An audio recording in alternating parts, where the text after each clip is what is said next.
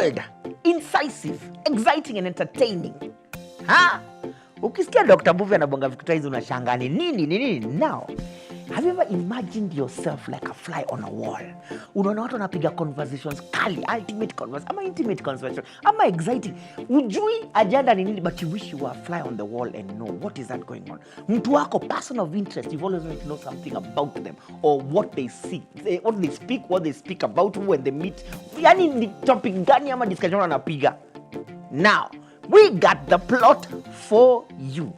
Tuwaletea ultimate conversation, ultimate vibe, the ultimate, from entertainers, from financiers, from guys in politics. Talk about anyone, sporadic, spontaneous guests, talking spontaneously, yani stories kaizo. Are you ready for this ride? We are talking about coffee with Dr. Mbuvi. Vipi watu wangu wadau, I hope mko sawa. My name is Dr. Mbuvi and welcome once again to Coffee with Dr. Mbuvi, where we speak inspiration, yani we speak all things that can motivate, mentor you, excite you, accelerate you. Sana, by the way, mi napiganga spiri manenos.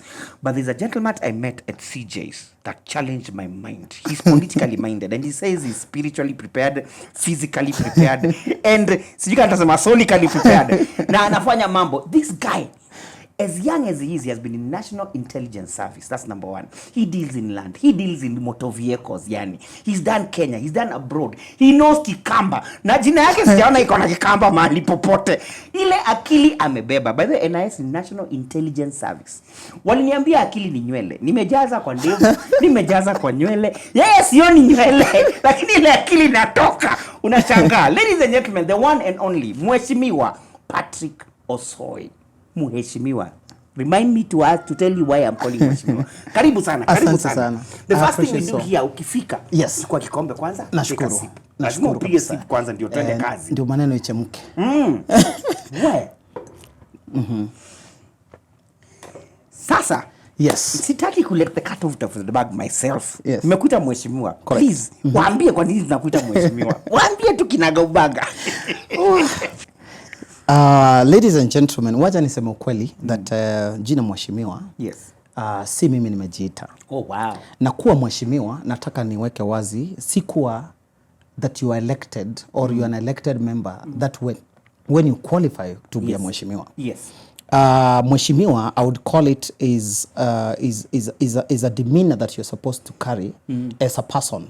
Yes. And we need to consider people even in our circles who act honorably, because being honorable ni kwa sababu kuna vitendo unafanya ambao it is distinct you from the norm. Yes. And then people call you Mheshimiwa. Wow. You're honorable on your doings. Yes. So the act of Weshimiwas today in this country, naweza kusema tu kweli, there are people who do not deserve to be called Weshimiwas because of the acts.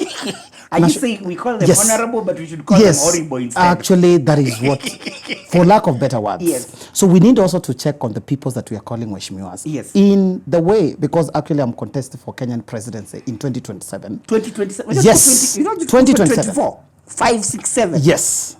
So, and I want to say that as a disclaimer, I want to put a disclaimer because, you know, there's a lot of things happening in this country. Yes. Kuna mambo ya Gen Z, millennial, nini. I want to put a disclaimer. One, because I started this journey to be in cameras from May.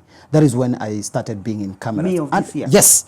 I want you to check, follow people to follow and see the videos or the things that we did between May and when we began to reject the financial bill.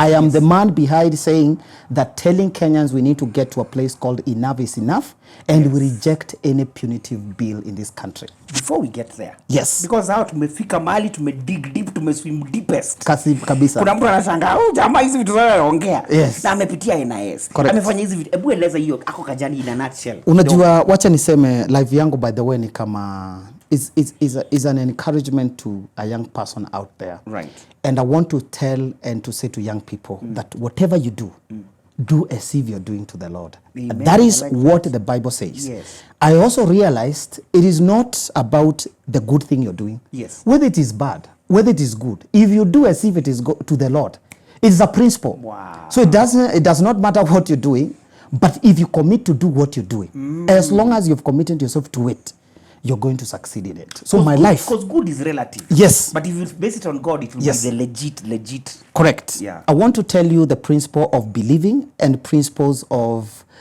faith and principles of doing as if you're doing to the Lord. And to the Lord, yes. So those are the distinctive things that make people to succeed. Even you could be in church, you'll never see success. Yes. You could be out there, you're not even in church, you succeed because what you're doing, you are applying God's principles. Wow. And they never fail. I'm not a preacher. I'm not a preacher, but Jamani, pastor, ngoja ni vile Marketplace pastor, ndio huyu hapa.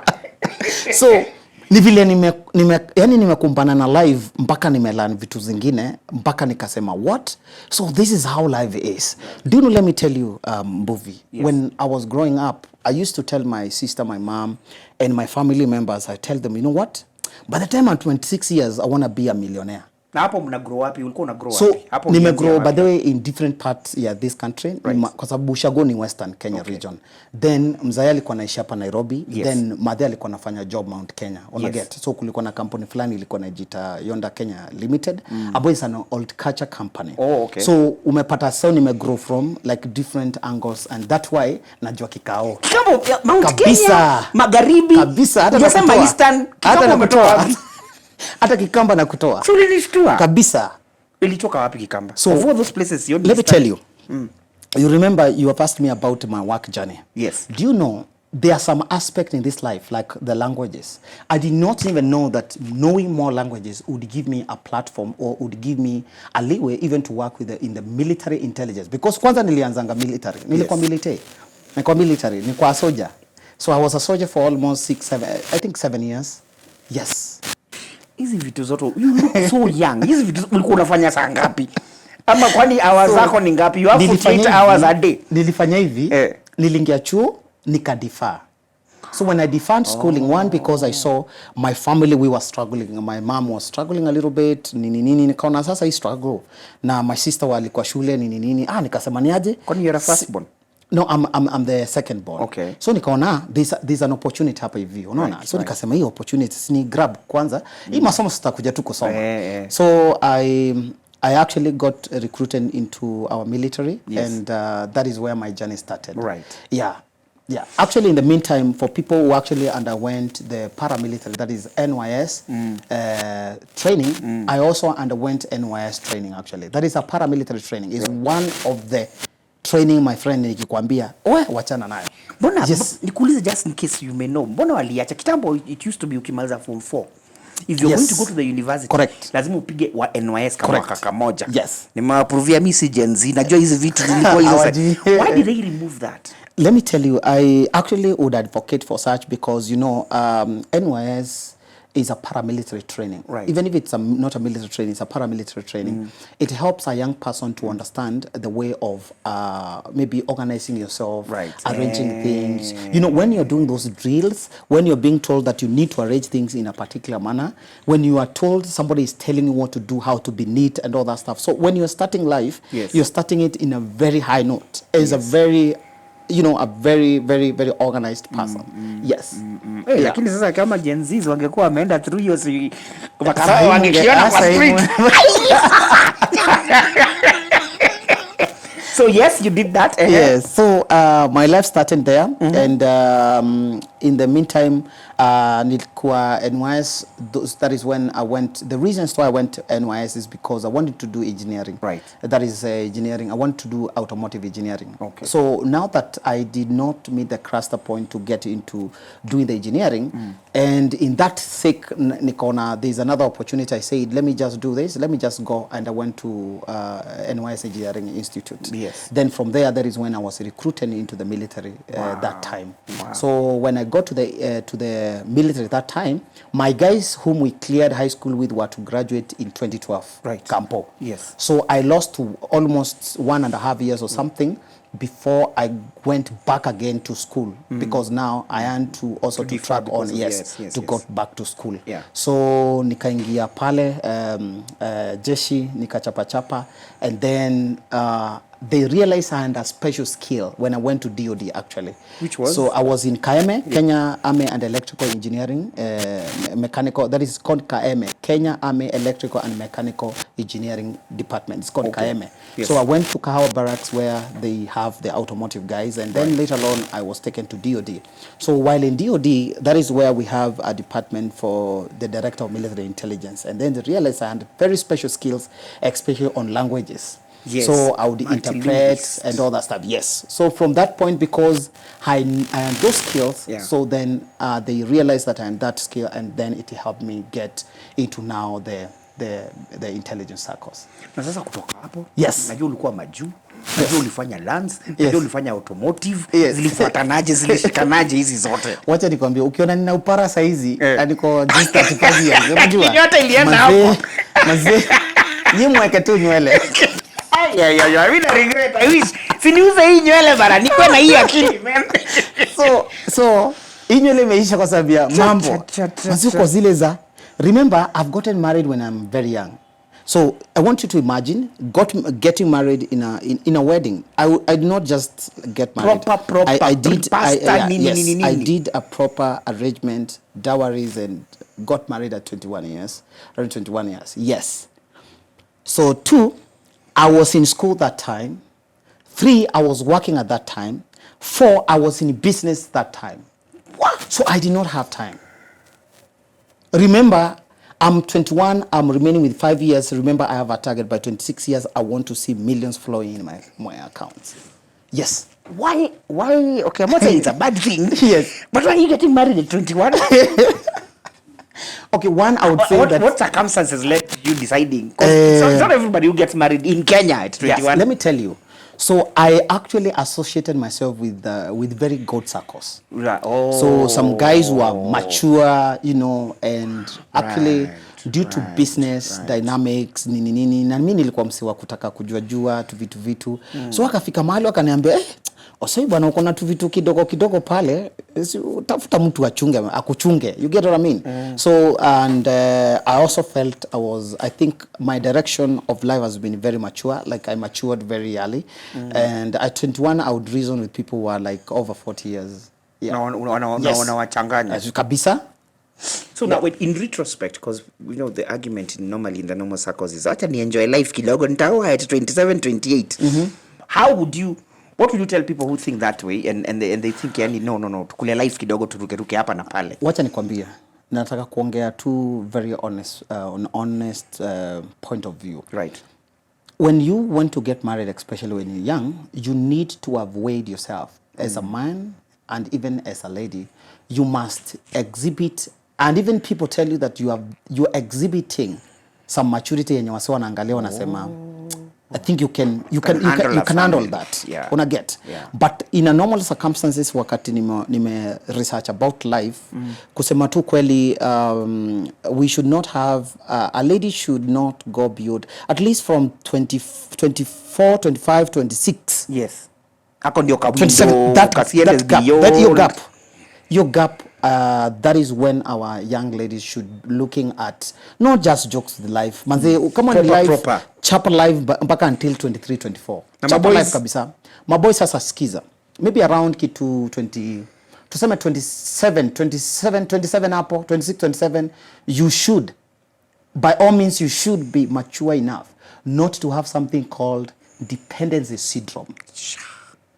A man should be independent in his thinking. Uko kivyako sasa. Unaran vitu zako. Yeah, the problem we have today in our century, in our circles today, is that we have had a lot of us men, young men, have they have dependency syndrome. They do not have independent mindset. Wameeko bado. So unapata msee ako zile za udem ni kama ako fiti, ako na doa, ako na nini. Other than our ladies looking at our guys like in perspective of what they have, we also have men in our circles today who are looking at that angle.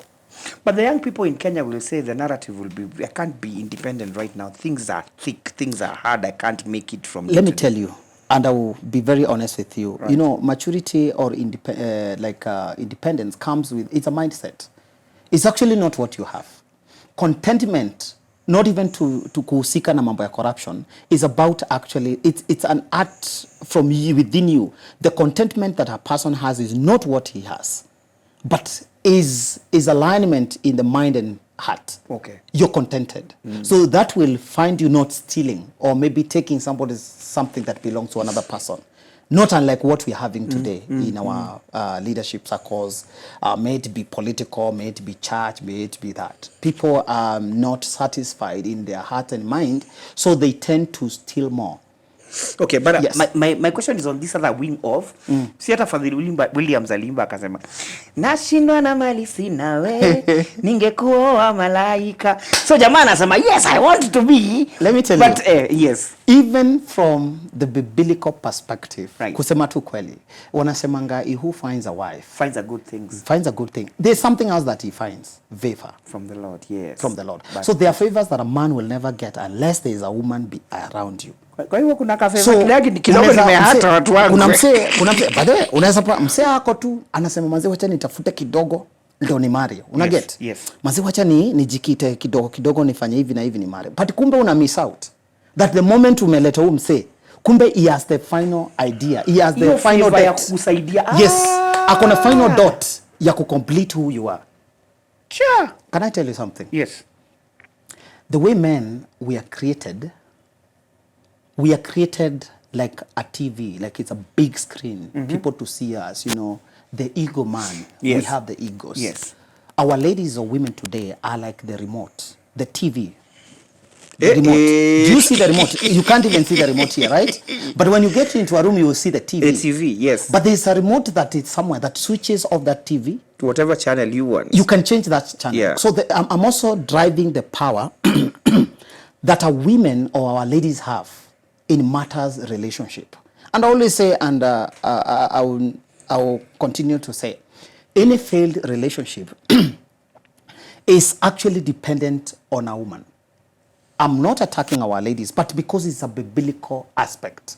They say this. Expound sir. Wacha niseme. Na nimesema I'm not a preacher. It's only that I've read Yes. more. Yes. I'm so diverse on my reading and researching. They say Right. that a foolish woman destroys his own. It has never been a man. So the aspect and the ability and the energy and the mind that God has instilled into our women today Yes. is so powerful that they can be blamed for any consequences in a relationship matter. So it's actually in a sense a They are more compliment. powerful than us. Yes. Yes. Kwa sababu hata kuna verse ingine inasemanga yani afadhali nilale huko juu ya roof. Yes. Mvua inichape. Yes. Kuliko na contentious huko nikuulize wanasemanga ladies wanakujanga kutusaidia, right? They help us, right?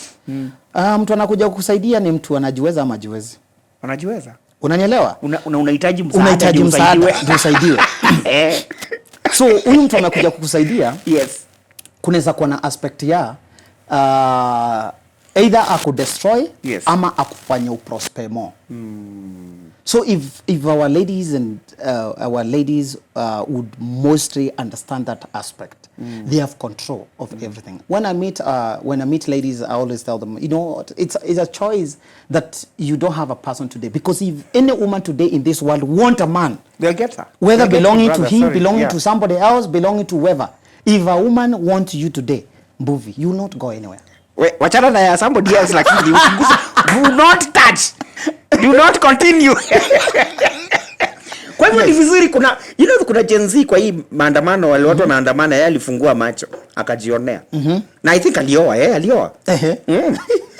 So tufungue macho tukue chonjo, and the lady should be. Let me tell you. Because I mind about a relationship, and that is why I also so careful even on my political arrangements. I'm not just doing politics in this country. I want a political system demeanor that is a relationship. It is relational. I am not a leader who will just after my leadership, I do not have a connection to the people that I lead. Does that connect with something I heard you say? I heard you say something like, if I come as a politician and I hand you out money, you are investing in my getting there and stealing from you. Let me put it this way, and I want to give a very weird example. Today we have a lot of nice names, especially escort ladies, Let's for not using bad names, prostitute or something. Let me say this. If you meet a prostitute today and you give them money, and they give you the service that you want from them. They render the service. They render the services sound professional. They render the services to you. Yes. Do you have any relationship with them No. after the action? Imeishia hapo. Can you call them for accountability? No. That kwa nini unaenda na ule, kwa nini unaenda na mtu mwingine? No. You cannot call those people. It is transactional. It's transactional. Yeah. So in this country we have been having transactional kind of leadership and politics. And if Kenyans will learn that, and we say, like, enough is enough, I don't want your money. I just want us to have a transformative leadership. Change my life, I change your life. Then this country will be somewhere else. So now that we are dwelling in that politics thing, Yes. and vis-a-vis what was happening in the country right now, Yes. was what Gen Z were onto a good thing? And where do you think they fell short such that there's a whole, it looks like there's a recycling of what we had before? Actually, let me tell you, there's one aspect in this world that you can never ignore, something called communication. Okay. Even today, if you want to attack any military installation, what you just need to deal with communication, to Yes. attack their communication center. I'm just telling you this. Then if today I want to attack your marriage, if the devil want to attack your marriage, right, he comes through the communication. Yes. So in this country, it need to be destroyed. Today, what we are seeing today, which actually our President, Dr. William Ruto, admitted, Yes. was He about did. communication. Yeah. He said, Yes. my communication people did not relay the information properly to the people, the electorate, to yes. the electorate, so that now there would have not been that Miscommunication. kind of miscommunication. Can I surprise you? Yes. If we have a conversation and communication in this country, citizens, actually, they can even decide, I think what we are paying is even less. We can even add more to the government because we also want to get out of this shackle of debt. Oh, but you see, there's no communication, yes. there is no transparency, So we don't see the there's no value accountability. system. You get, the government might be constraining, but because there is no accountability, there is no transparency, there is no communication, we cannot understand. Yes. And that is why people are in the street today. Failure to communicate, failure to have transparency, failure to have accountability. Even in marriages today, if the marriage has to fall down, those are the critical things that makes our marriages also not to work today. So can we say, like, now people, like, say, if I use an example of one of the guys, like now Kipchumba Murkomen. Correct. He probably answered the right things. Correct. Bought the things he's talking about with his own money. Correct. But it was the wrong time to pass that message. Let me say this, if we have earned something called audit to our leaders, Yes. we know what they do. We know this guy owns an industry. We know this guy owns this and this and that. To buy things he quoted, it's not a big deal. Yes. People are funding those things. Yes, and even normally, much more. Yeah. Even much more.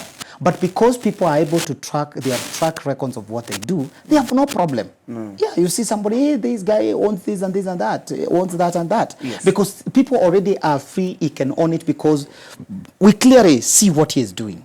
But now most of our leaders here, somebody has been in politics for 10 years, we don't know whether he doesn't own any industry, he does not own any big company, he does not own any brand that we say this is a brand. Yes. In our own say flag. Yes. Then all of a sudden you own a chopper. All of a sudden you own something that you cannot even afford with your own salary, even if you have to pay with the installment.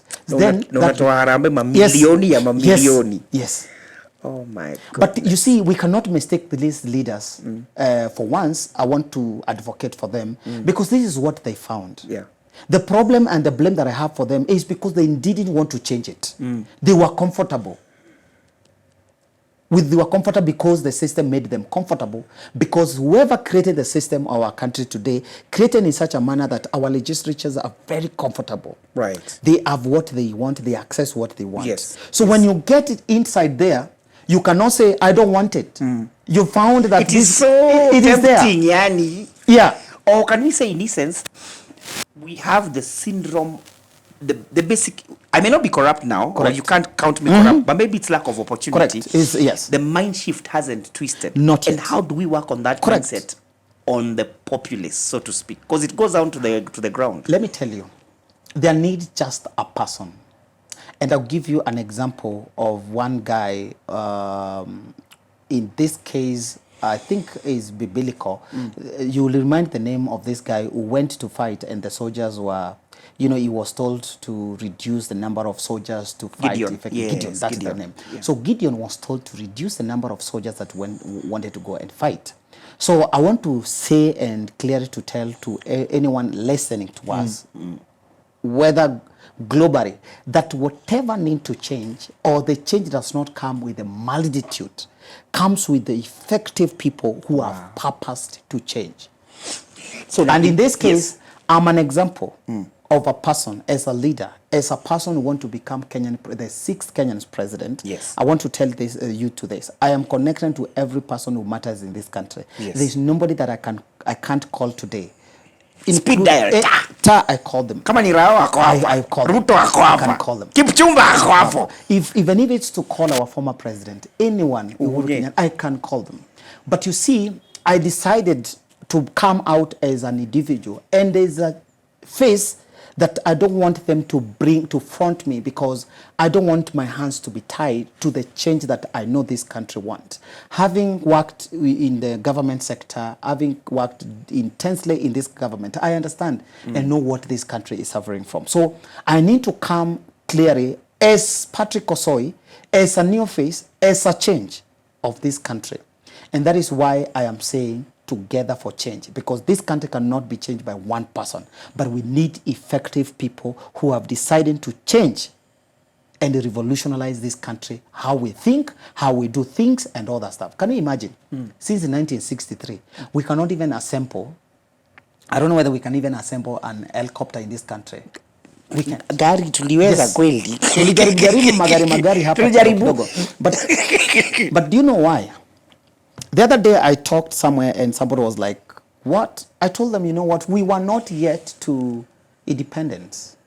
It was given to us. If we fought correctly and we got independent, today we'll be operating without the dependency, without depending any other country, Western countries to help us through. Okay. Today, South Africa, you can go in South Africa and buy a chopper manufactured and whatever within Africa. It's an African country, but it waited until it got fully independent.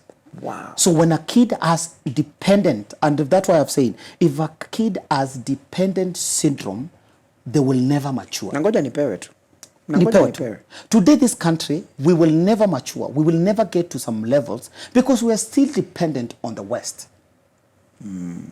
We've not come to a point of, I think we need to pause a little bit on depending. Can we do it by our own? Yes. Yes.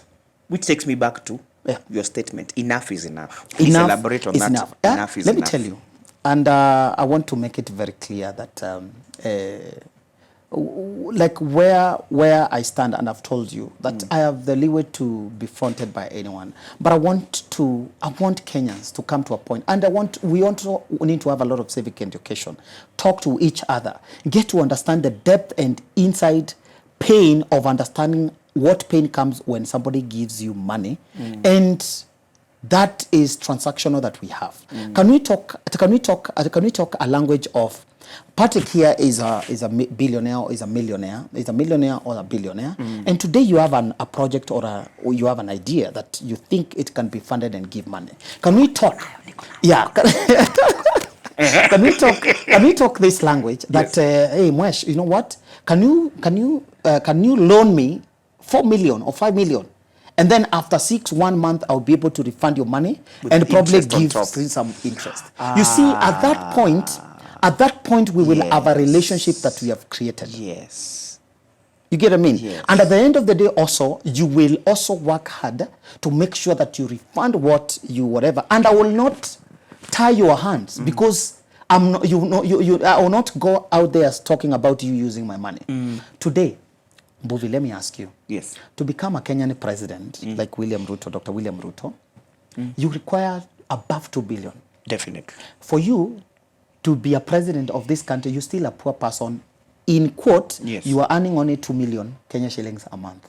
If you multiply that 2 million Kenya shillings by By 12 months, what are we talking about? 24. We are talking about 24 million. 24 million. If we talk of 24 million times 5 years, how much is that? It's 120, I think. You get it? That? You're still at 120 million. You're still very far away. So you cannot even be loaned 150 million.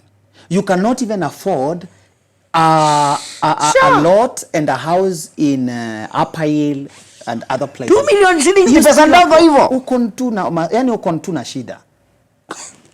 So Kenya nasema ni hivi. Hakuna vile msee anaweza tumia 2 billion and above ati anataka tu kuwa lead. Mtu tutumie tu pesa zake 2 billion anataka tu kuwa lead. Lazima pia Wakenya tukoje into reality. Let us be realistic.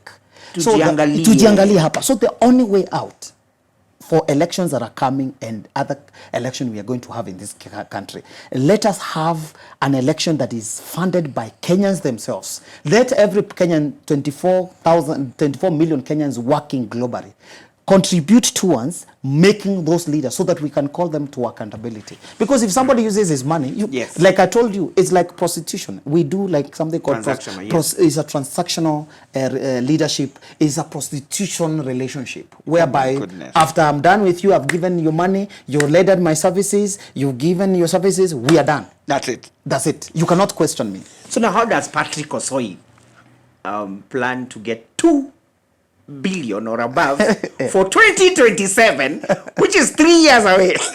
How do you pull that? Let me tell you, Patrick Osoi alone cannot do anything. Right. The other day I asked some people whom I was addressing, and I asked them, even if we were to pull a tug of war between me and you, who would win? Of course people would win. Yeah, if it's you against the people, yes, obviously. The people will win. Yeah. So the people of this country have the ability and the capability to have those 2 billion and make their own leaders. Okay. Yeah. Let us be factious. And let me tell you, there are no people in this world. I've been into several countries. I've trained in several countries, but I can tell you, if there are people who speak one language and who can do things all together, are Kenyans. Don't joke around with Kenya. Yes.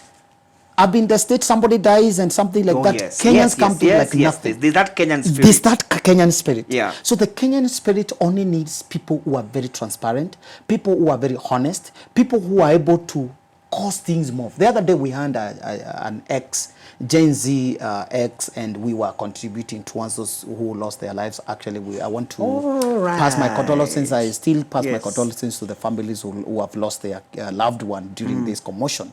Do you know, within a minute we had contributed that million? Yes, just like that. What? To within, it wasn't even 3 days. Let me tell you. Or rather, to power. Unity is power.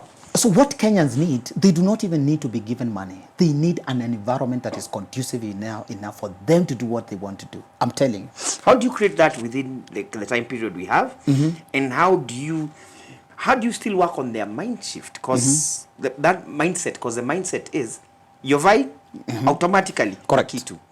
If hata sisi wasanii mtakutana mtu anasema nimekujua, nipe ya kunijua, nipe ya macho in fact hadi hiyo sentence anamwambia tu alafu.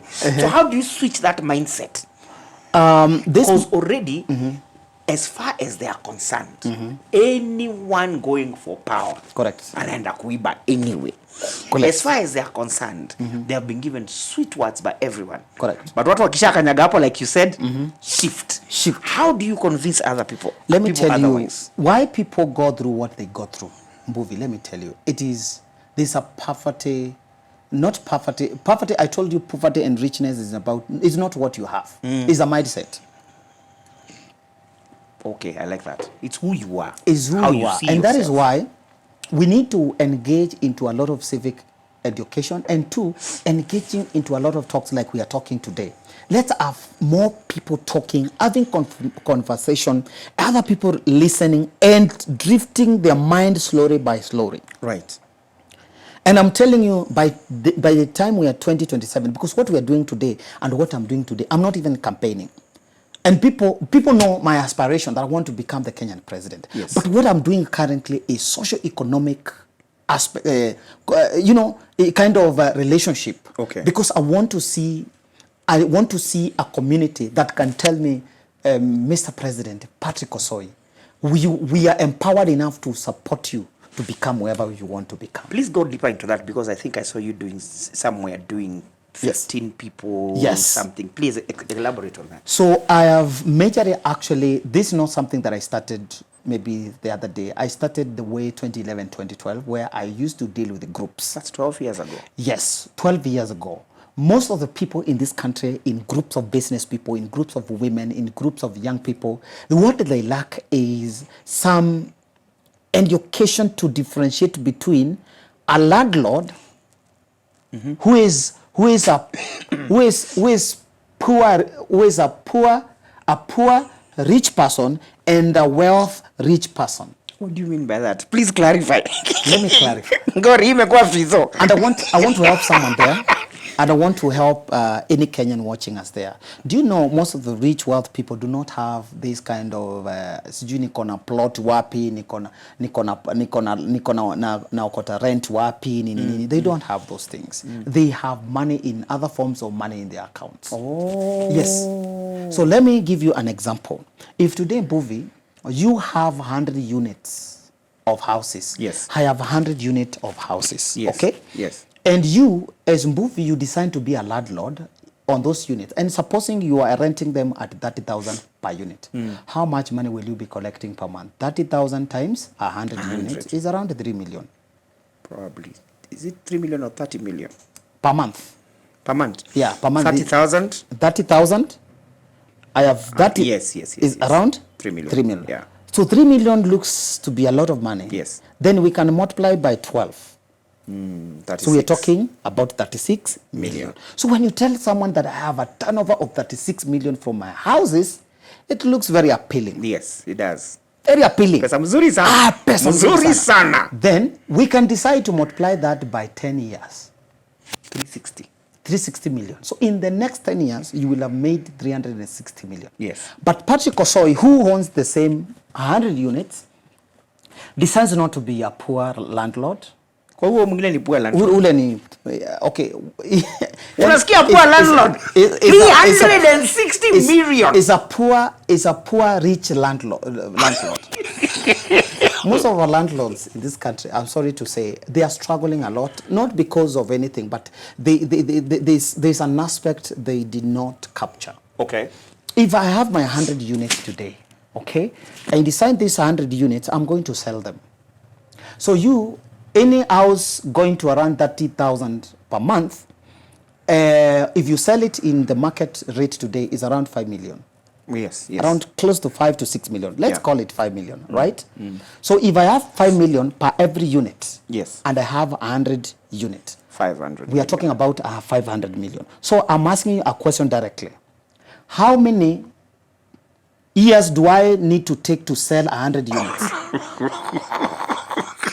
Nianza kukupata. Ngoja. Oh my goodness. Niambie tu miaka ngapi unafikiria nitamaliza kuuza those 100? Hata kwa mwaka kwanza utamaliza. Sema hata 2 years. Even less. Yes. Sema 2 years ndio nitamaliza kuuza nyumba zako. So divide by 10 years.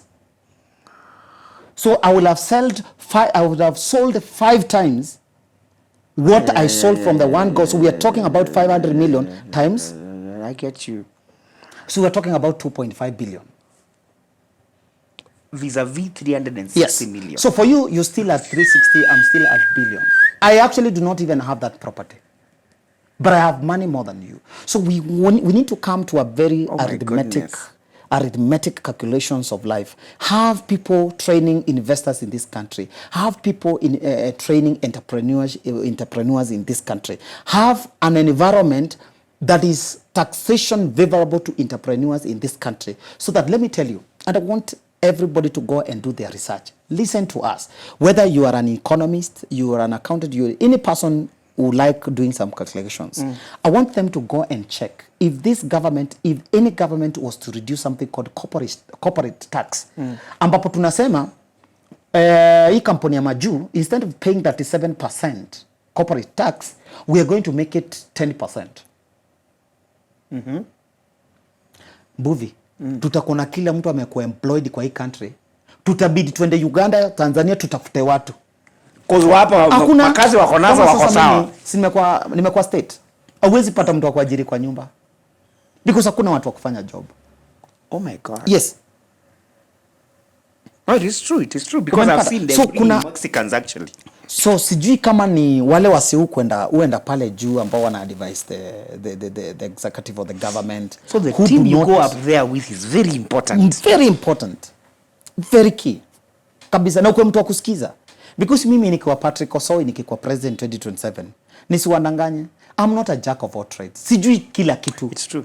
I need to listen to people from your, from the background of communication, yes. From the background of economists, yes. From the aspect of, such kind of engineers to tell us on how to do our roads. We need to listen to our legal people to understand, do we have still a need to do something called imperialism and emancipation, like to deliver ourselves from a constitution that was derived from our colonial people, because that is what we are suffering today. And the other day I was in K24, I was in TV 47, and I told them, what we need in this country is not even change of leadership. We also need to change policies for good governance in this country. We run away from deceptive politics. People come and tell us that we have come with new constitution, 2010 new constitution. Yet it is the same thing, just trying to be twisted a little bit. We need clarity overall of our policies and our constitution in this country. We be very not dependent, we be independent as a country. The bill that the other day was taken to the parliament, I told people this was drafted away from this country. You get what I mean? We are still depending and thinking that the West can help us in this country, yet they can't. Okay, they are still using us like the way the politicians use people in this country. That is what the West do. So how would you, speaking on that bill, yes, how would you do it otherwise? Because this must have been an IMF agenda. Correct. And of course, they're giving us terms and conditions. Correct. Of how we are going to pay their loan. Correct. From a business perspective, from them, it makes sense. Yes. How would you look at that? How would you circumvent that? How would you look at it? Can yourself? I tell you something, Mbuvi? To get a loan is not an issue. It's not even a problem. It's a good thing. Yes. I go back to my example again. If we have a plot today that I want to buy today, that is costing around 10 million, and you also want to buy the same plot that costs 10 million, so you decide, mimi mambo ya loan is staki mambo ya loan. So you decide to save money to buy the plot. For me, I go to the bank. After going to the bank, yes, I get the loan and I buy the plot. And then I begin to develop that plot. Yes. For you, you're still saving. So in the next 10 years, yes, you will not have afforded, you cannot even afford to buy that plot because the value of that plot will have gone higher, much higher, and maybe I will even save 2 million. So what the problem we have in this country is the loans that we get is not maximized to give the returns that are able to pay off these loans. People are stealing these monies. Yes. The other day, people get loans to bring in this country, steal money from this country. We do not check if I'm supply this cup to your office. What is the market cost of that cup? Because it's government money, I will see this cup. Do you know how much is this cup? Give it a quote in government, 3,000. Or a crate of soda is 1 million shillings. If a crate... I couldn't believe what I was seeing. Ngoja. What? Kama crate ya soda ni milioni moja. One crate. Now tell me. It's our turn to eat. How do we change that story? You mesema enough is enough. Let me tell you. And tumeipata. Imekuja all the way. In fact, there's a meme. I keep sharing this meme. The guys say it's like a whole wazee wa kitambo wa kidance 1960s, 70s. So as maona ni akina budango wa kidance while people were grabbing plots. So we're already telling people the best thing is ukiingia hapo it's your turn to eat. Yeah. It's already getting in. It's the mindset. Yes. And guess who's posting this? Because this is Instagram, this is TikTok. These are Gen Zs posting these things. Correct. How will we shift that mindset even from those guys all the way? Let me tell you, I think we are getting revolutionized as people, not actually in Kenya, globally. Yes. People are realizing compromise has more consequences than doing the actual thing. Yes. That is where we are as people globally. People have realized, Kumbe when I compromise, Mbuvi, you're giving me today. Let's say I'm running for Kenyan presidency, right? Yes. And I want to put it very clear. Somebody like URP, by then run by Honorable William Ruto, then URP, and the TNA, then run by Honorable Uhuru Kenyatta. Yes. And these people, they have seen URP is becoming very popular, and they decided to buy the URP. Yeah, I remember, yes. Do you remember that Yes. thing? People did not understand the transaction that happened, because even that time, Ruto was more popular than the TNA, who in this case was Uhuru Kenyatta. But because of money factor, Yes. right? Kakitu kalitembea. Kitu kalitembea. Pesa ilitembea. Kakirus. Yeah. So, if somebody is coming to give you 12 billion or 10 billion, you like, manze, me Patrick Osoi unajua, tumeona vile manze vile iko, wacha tukupe tu 10 billion, usare story. Yes. The moment I will look at it as, if this guy is giving 10 billion, it means there are more benefit, or there are more things that I'm going to affect that is more than 10 billion. And I say no. That is the time this change of this country will be.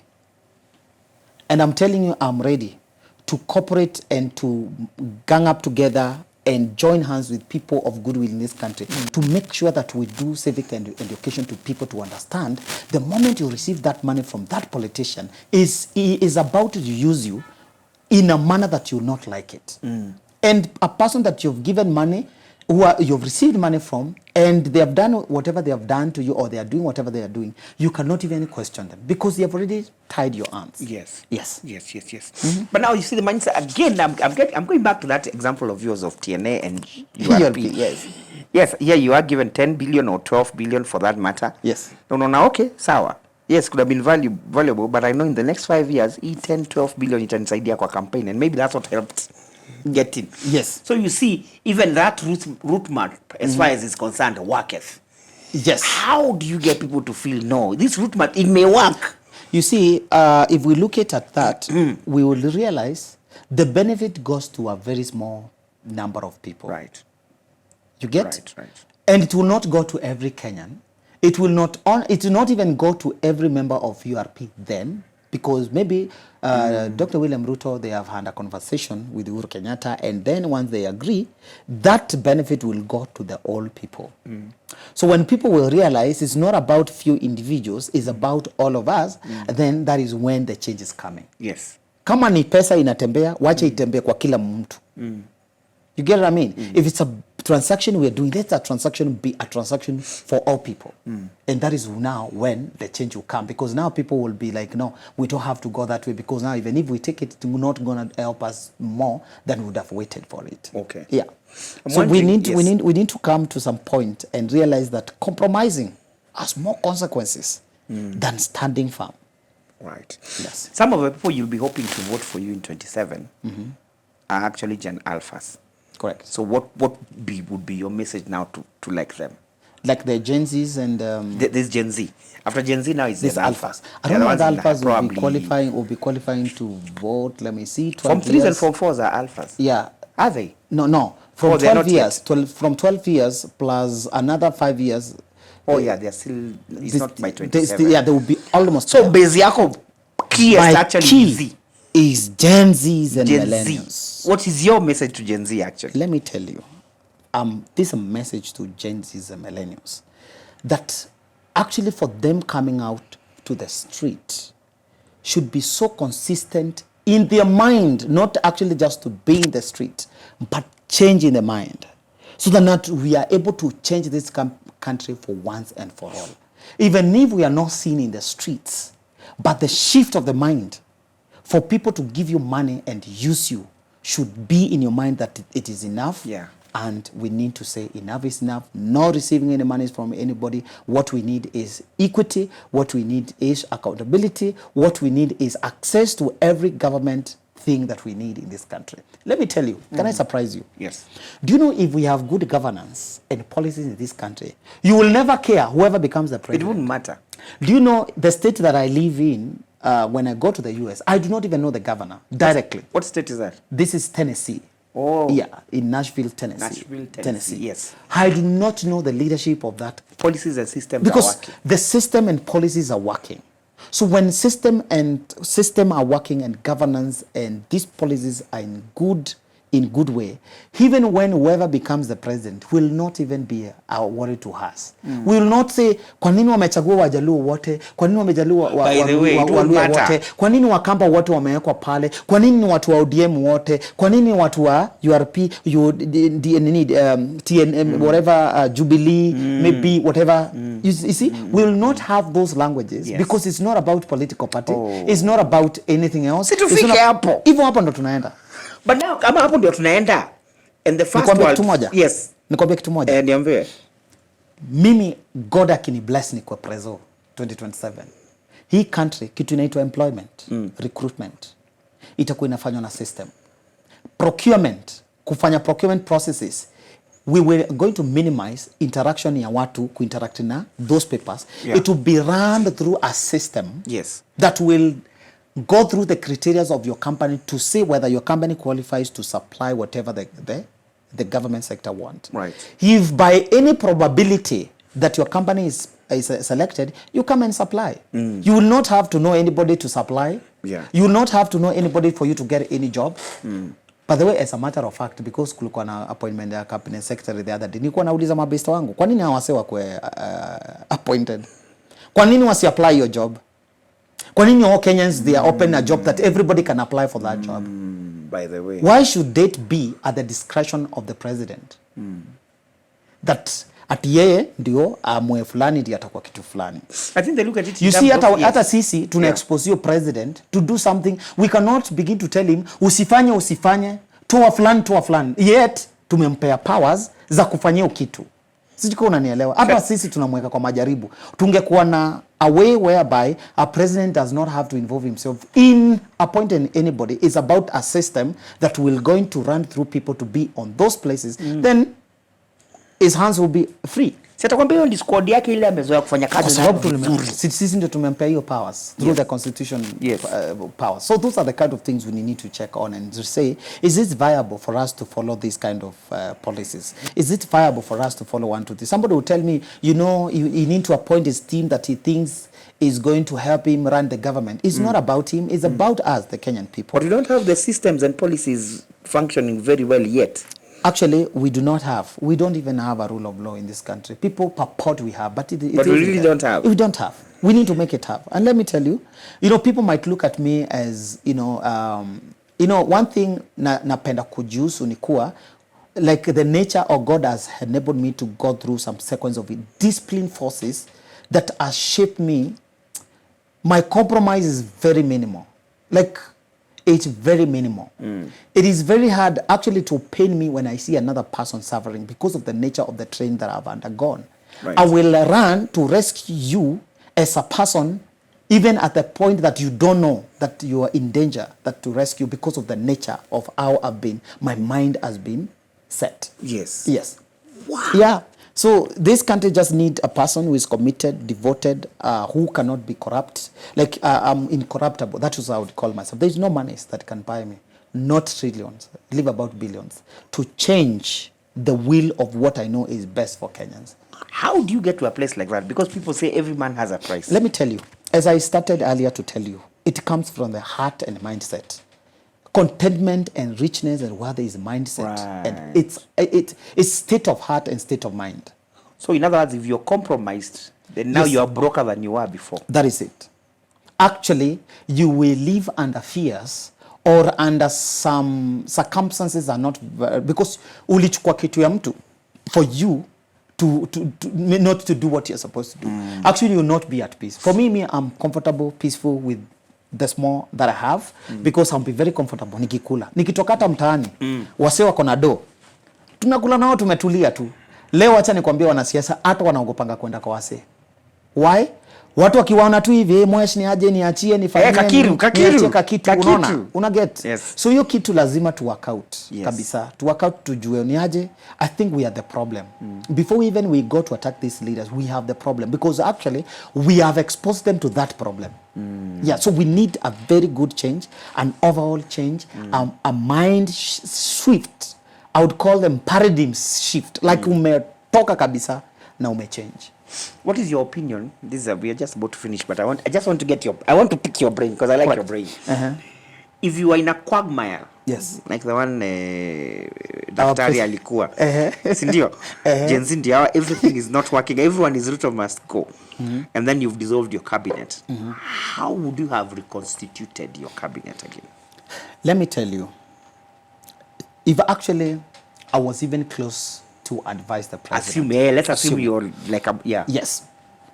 One thing I want to say, there's nothing communication cannot break.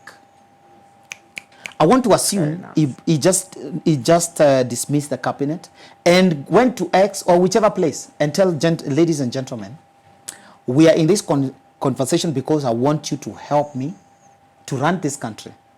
Because we are all in this together. Because let me tell you, if Dr. William Ruto fails for this country, guess what happens? All of us have failed. So actually, even me, as his potential competitor in 2027, I cannot wish him to do well.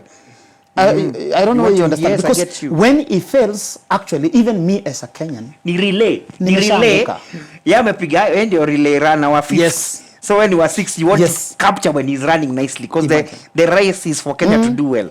You get what I mean? Yes. So we need to view things in a very different perspective. The other day I was talking as a governance expert. You know, when you're talking as an expert, you cannot favor any side. You need to be factuals about the things you're talking about. Unaget? Because kama saizi, unaona, Orizonge aingie kwa space ama aingie place fulani alafu anseme niaje, manzi mimi nataka hivi nimedissolve wase but nataka mnisaidie. Wacha tuone ni akina nani wanaweza run his ministry. Can we have suggestions? Can we scrutinize them? Get to know that mtu ni nani? 1, 2, 3. Guess what happens? Today, wase wangekuwa quiet. Because wame participate. By the way. Unaona? In actually governance, some of the aspect of governance is participation. But I thought he asked guys for ideas. It was too late. He was saying, hey, give me ideas of how I can run this differently. I think from his admission when he was being interviewed by KTN, Citizen, and other radio, TV stations, he admitted, and that I think... I remember he said communication was poor. He proactively, acted towards whatever and happened, and it was very unfortunate. Yes, but if there was good engagement, I'm telling you, Kenyans are very understanding people. I've told you, they can even say, hey, Prezo, ni kama uko na shida kidogo, si hata sisi wenye tumejiweza kidogo, we can contribute to tunaweza kuokolea. In 1992, I think Matiba or something, there's somebody who helped the government. You led to the government. There are people who have money in this country, by the way. There's a time also Oginga himself lended to the government. I think I remember something. So we need to have that situation, conversation, transparency. Without transparency and accountability, we cannot even understand what the government is going through. We need to have that transparency, accountability. Just imagine, after every 3 months, we have accountability and what we have been able to do, how we have used our finances, where our finances are, how our debt is. You can imagine such kind of a model. We will still be feeling part of that. Wow. Yeah. And there are Kenyans of goodwill who can say, I think the government need help.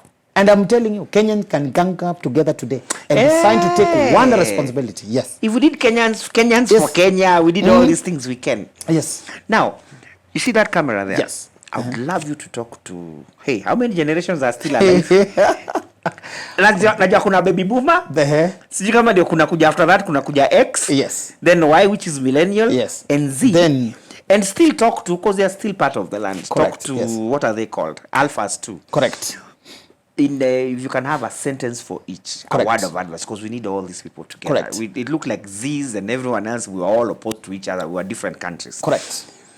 From a word from Honorable Patrick Osoi. Correct. The 6th. Yeah. To those generations. So I want to talk to our generation that are existing from boomers all the way to... Nataka upatie kila moja sentence yake. Kila moja. Na boomer. Boomer ni wale wa independence. Boomers, I want to talk to the generation boomers who are, in this case, our parents and more so people who have gone ahead of us. I want to request them, because they have gone ahead of us.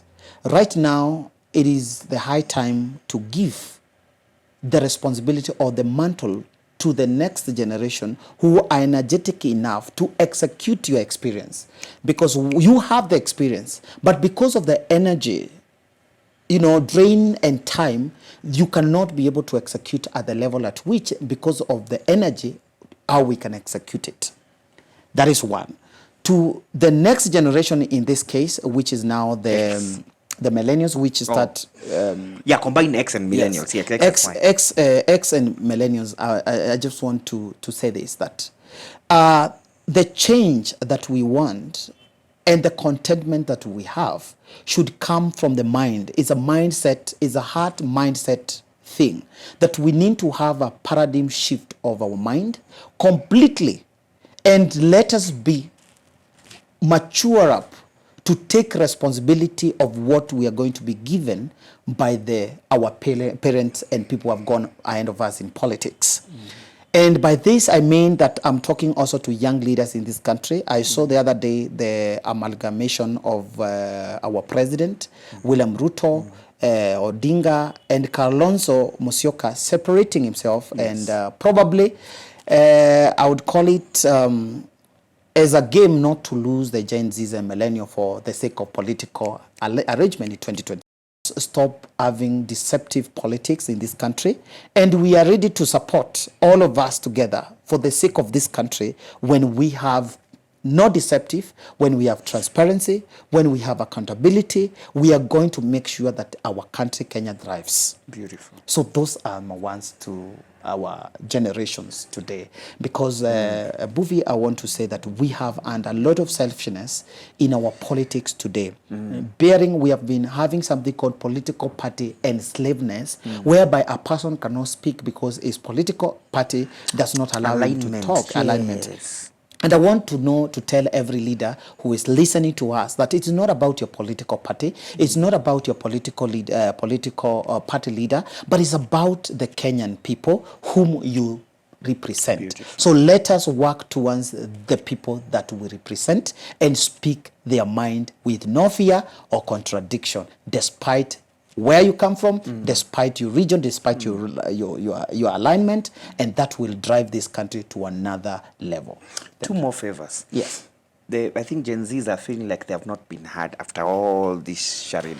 Some encouragement for them. Correct. Because they fought a good fight to a certain level. Correct. What word would you have for them? Actually, I spoke this yesterday, and I want to say that it's very unfortunate, and it is also very inconsiderate to the arrangement of the Azimio, or in this case ODM, and the Kenya Kwanza government. I want to say that it is not in order. When Ruto was elected, he did what he did, that he rewarded his friends and people who supported him, which is okay. But now we are seeing, now he is now rewarding the people of his counterpart, who in this case is the opposition party, the opposition leader in this case, then instead at an expense of Gen Zs who have died in the streets, which to me I felt to be very personal. For me, I'm not looking for any seat. I'm waiting for you guys to compete with you in 2027. But for the sake of Gen Zs and millennials who died in the street, because they fought for the best interests of this country, they needed to be actually be considered in whatever appointment and whatever appointment took place. It is very bad. It is very unfortunate for what they did. So we still want to tell them, like, time has come up and time enough is enough. They have very little time for them to do what they have to do, because time very soon we are going to replace, and we are going to make sure we are going to have an overhaul of everybody who is in the government today. And I want to tell them their time is up, and then let them wait and see what this generation is going to do in 2027. We will not care about political party, will not care about your tribe, will not care about your religion, will not care about your color or your gender. We will only care about Kenyans of goodwill who want to bring change in this country, who want to revolutionize this country in matters industrialization, in matters leadership. We are going to make sure that we make that come to pass. And I, Patrick Osoi, I will be contesting for Kenyan president in 2027. I have major reasons as to why I have decided to go that path. And if there will be any other person who is more suitable, who cannot be who is incorruptible, who cannot be bought, who cannot be given any monies to change his mind for the sake of Kenyans, then we are going to support each other and see that we have brought change in this country. And everybody will be happy Kenyan, where a Kenya for all of us, a Kenya that is happy and a Kenya that will be thriving. And we are going to be a first world country in the next time and the next generation. This generation, we are going to be given a chance. The millennials and Gen Z, I can assure everybody that this country is going to be the first world country. From my background of security expertise, I want to say that a country power is determined by military power and economic power. Wow. That is what we are going to capitalize on and make this country one of the best countries to be in the world. Asante sana, nawashukuru, and thank you for watching us with the Mbuvi, the doctor. I appreciate so much for even welcoming me here. Anytime. I'm so humbled. Yes. And I want to appreciate you again to just support me. We just have under conversation. And you told me, hey, Patrick, I think, Manze, you have more than what. Your content. You know, we had to bring it here for you. This is not even about, it's not even about politics. No. It's about changing our lives. It's about having a conversation. It's about making us have a different mindset and making sure that everybody life changes. So I want the last thing for you to give them your handles. Yes. All your handles that they can follow you. Correct. Yes. But also yesterday, I've just remembered I was talking to some people and they said, we will not vote again. What's the point? We voted in 2017. Correct. Wakakuja wote pamoja. Correct. We voted 2022. Wakakuja wote pamoja. Yes. Now show them you're the change and they should come out in numbers 2027. Let me say this. It is evident to our young people that you can stand tall and firm. Nice. I want us to do this. Let this election in 2027 be us. Be asked to protect our votes. Be asked to make sure that we bring leaders that are geared to bring change in this country. And I want to say, and I believe in every young person in this country, that we are going to make sure that we protect our votes. We are going to, kila mtu achukue kura, kila mtu aenda achukue ID, chukua kura. And let me tell you, failure to vote is a vote as well, is voting wrong people. Failure to vote is voting in wrong leadership in this country. So let us gang up together and say that together for change, and we say enough is enough. And we bring our country to a place whereby it is a home for all of us. God bless you. Handles. My handles is Patrick N. Osoi, that is on Facebook, Patrick Osoi or Patrick N. Osoi. I have two of them, Honorable Patrick Osoi, and then I have Patrick N. Osoi.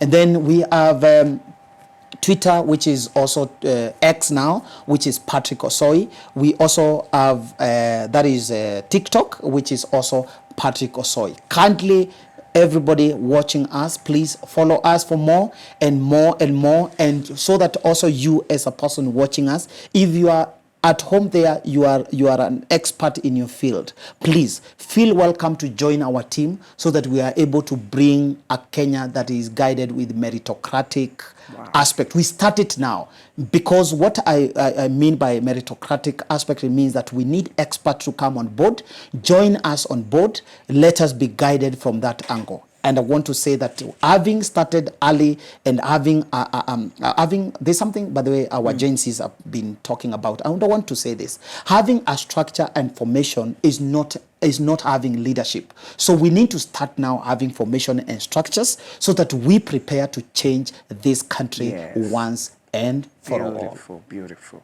Yes. Well done. Thank you very much. Thank you very much. I appreciate it. It's been fabulous. I hope we've gotten some education. Yeah. I know not all of you love politics, but it's not about politics. It's about capturing the brain. All truth is parallel. So the ideas that you capture, you can apply them in anything that you do. And you'll be prosperous and have good success. And there's something amesema. Godliness with contentment is truly great gain. And that vote of yours is important. You must always vote. You must always vote. One day, one time, things will change. One day, one time, enough is enough. One day, one time, an idea in its time can never be stopped. Correct. It's been great from here. Dr. Mbuvi, coffee with Dr. Mbuvi. Until next time, tufanye mambo mazuri. Sindio? Enough is enough. Change is here.